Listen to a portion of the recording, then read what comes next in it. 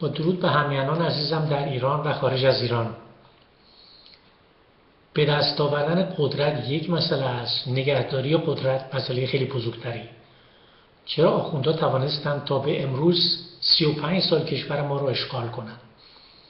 در وهله اول وجود خود آخوندها است که در سراسر ایران وجود داشتند.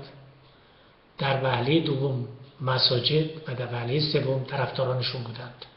از سال 1979 پول نفت بهش اضافه شد، بعدم وجود سپاه و بسیج بود و حزب اپوزیسیون که تونستن آخوندها تا این 35 سال در حال حاضر دوام بیارن. علت این که ما نتونستیم در مقابلشون پیروز بشیم اینه که نتونستیم به توافق برسیم و بیشتر وقت خودمون رو صرف بحث‌های سیاسی و یا فلسفی کردیم. پلان آ تا به امروز عمل نکرد، بنابراین ما باید پلان ب بپردازیم.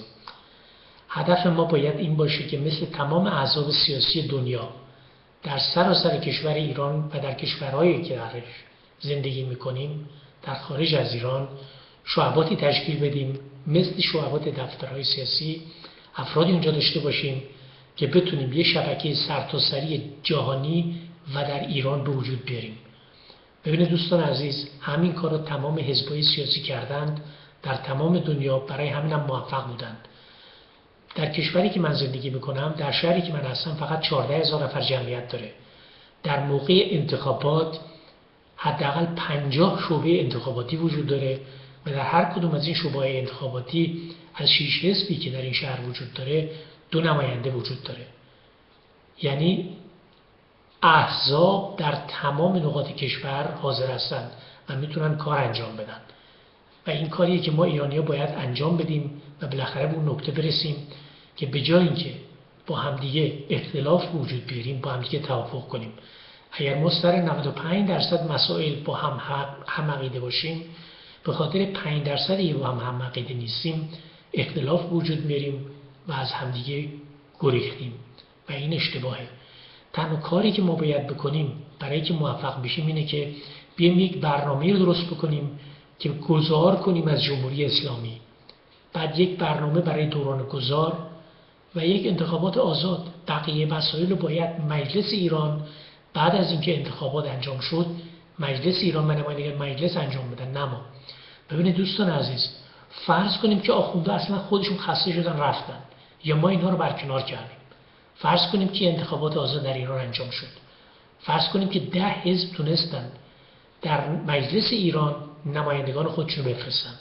برای که ما یک دولت در ایران تشکیل بدیم حداقل باید 5 تا 6 حزب با هم دیگه همکاری کنن تا بتونن یه دولت رو تشکیل بدن.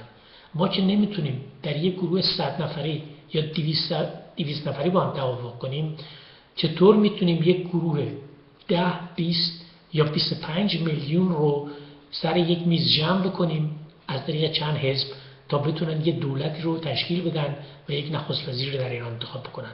بنابراین ما باید از پلان آ که تا الان عمل نکرده و فقط بحث کردیم به پلان ب، یعنی کارهای عملی بپردازیم و واقع بین باشیم که چه کارهایی رو ما میتونیم انجام بدیم و چه کارهایی نمیتونیم انجام بدیم. ببینید دوستان عزیز، اگر ما بتونیم در جامعه اپوزیسیون در خارج و در داخل ایران خودمون رو در 3 گروه تقسیم بکنیم، یعنی گروه دست راستی‌ها، گروه میانه روها و گروه دست چپی‌ها، و این 3 گروه هم با هم دیگه همکاری بکنن و زیر یه چتر بیان و نمایندگانشون اونجا بفرستن، ما میتونیم یک آلترناتیو بزرگ تقدیم جامعه جهانی بکنیم در مقابل جمهوری اسلامی.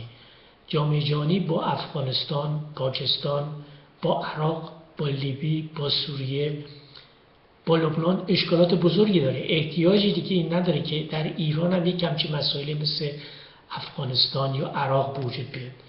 از شما تقاضا میکنم بیایید با همدیگه توافق کنیم، بیایید با همدیگه به ایران فکر کنیم قبل از اینکه زبان فارسی از ایران محو بشه و کلتور و تمدن ما از ایران خارج بشه توسط این آخوندها. دوستان عزیز، ما احتیاج به یک بودجه داریم که از طریق بودجه بتوانیم رادیو تلویزیون‌های خارجی ساعت‌ها رو بخریم و بتونیم ایرانیایی که در خارج هستن و همینطور مردم کشورهای خارج رو مطلع کنیم که ما هستیم و ما یک آلترناتیو قدرتمند در مقابل جمهوری اسلامی هستیم. پاینده ایران.